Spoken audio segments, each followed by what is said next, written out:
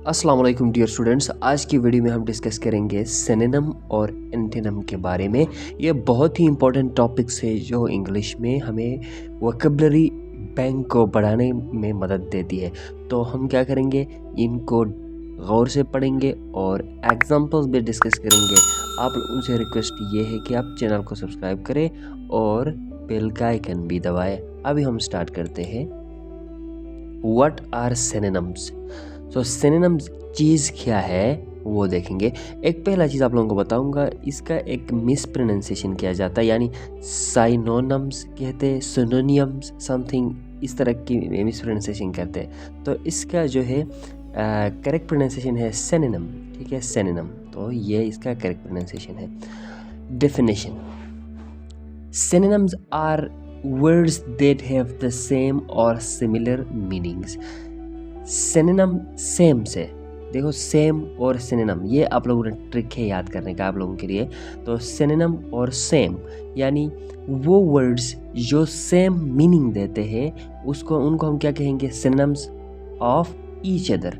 For example एक word होता है जिसके लिए हम कहते हैं, जिसको लार्ज एक वर्ड है, तो इसका सेंस ये है कि कोई चीज़ बड़ा हो, तो उसकी जगह में हम अगर बिग कहे तो वो भी लार्ज यानी बड़े का सेंस देता है। अगर एनॉर्मस कहे तो वो भी बड़े का सेंस देता है। तो ये क्या है, सिनोनिम्स एक दूसरे के। ठीक है, एग्जांपल हमारे पास क्या है, happy and joyful are synonyms because they both describe positive emotions. Happy positive emotion के लिए इस्तेमाल करते हैं, जॉयफुल और ये भी पॉजिटिव इमोशन के लिए इस्तेमाल करते हैं, खुश हो जाना। तो दोनों देखो सिमिलर मीनिंग्स, ये क्या है, एक दूसरे के सिनोनिम्स है। तो इस तरह के बहुत सारे सिनोनिम्स आपको मिल सकते हैं, आप लोग अपने सराउंडिंग में सर्च कर सकते हैं, यानी बहुत सारे अनकाउंटेबल आप लोगों के पास हो सकते हैं। एग्जाम्पल ऑफ सिनोनिम्स हमारे पास कुछ और है। फास्ट का क्विक हम कहेंगे, बिग का लार्ज अभी हमने डिस्कस किया था, ब्यूटीफुल का अट्रैक्टिव भी होगा, और फिर उसके बाद स्मार्ट का इंटेलिजेंट हो गया, स्ट्रॉन्ग का पावरफुल। तो ये सारे क्या है हमारे पास सम एग्जांपल्स ऑफ सिनोनिम्स हो गए। तो और भी बहुत सारे हैं, आप लोग हर वर्ड का सिनोनिम होता है। ठीक है, आप लोग देख सकते हैं।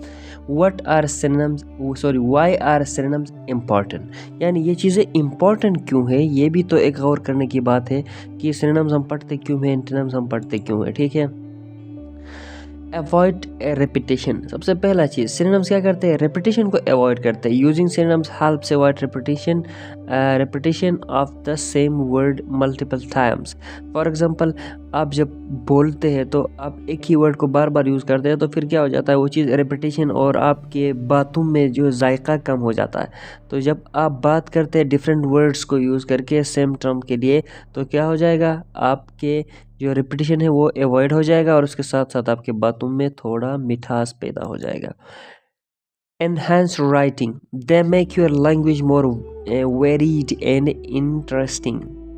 जब आप लिखते हैं तो उसमें क्या हो जाता है, आप different varieties of words means different categories of words और उनके सिनोनिम्स का इस्तेमाल करते हैं, तो फिर राइटिंग स्ट्रांग हो जाता है। ठीक है, improve clarity, synonyms can clarify meaning if one new word is too vague.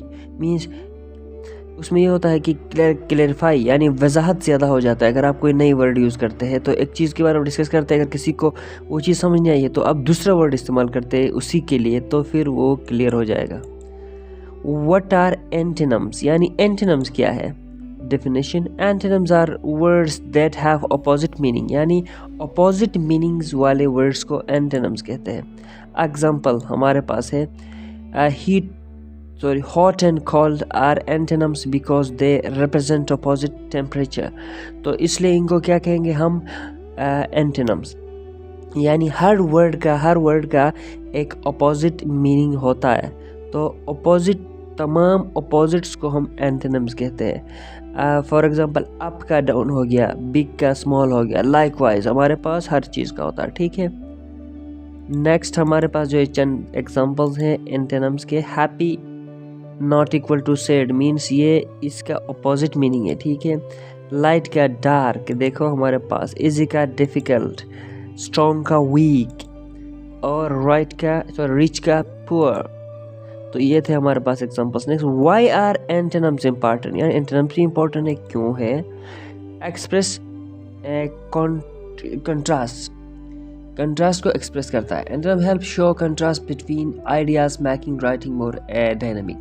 Means आप किसी चीज़ में कंट्रास्ट डिफ्रेंशिएट करना चाहते हैं तो फिर कंट्रास्ट शो करना चाहते हैं तो फिर उसमें क्या करेंगे, हम यूज़ करेंगे जो है एंटोनिम्स, जो हमें सही तरीके से चीज़ें वजाहत करेंगे। Enhance meaning, they help define the meaning of words more clearly through their opposites. For example, एक word का आप लोग के मीनिंग नहीं जानते तो उसका अपोजिट अगर आपको पता हो तो फिर अपोजिट से आप मीनिंग को समझ सकते हैं। Improve communication, using antonyms can depth to descriptions, means आप एंटोनिम को यूज़ करते हो तो कम्युनिकेशन आपका इम्प्रूव हो जाता है। ठीक है, तो दोस्तों ये थे आज के स्लाइड्स हमने डिस्कस किया। आई होप दैट आप लोगों ने सारा कुछ समझा है। अगर आप चैनल पे नए हैं तो एक बार फिर आप लोगों से रिक्वेस्ट ये है कि चैनल को सब्सक्राइब करें ताकि चैनल मोनेटाइज कर सकूं।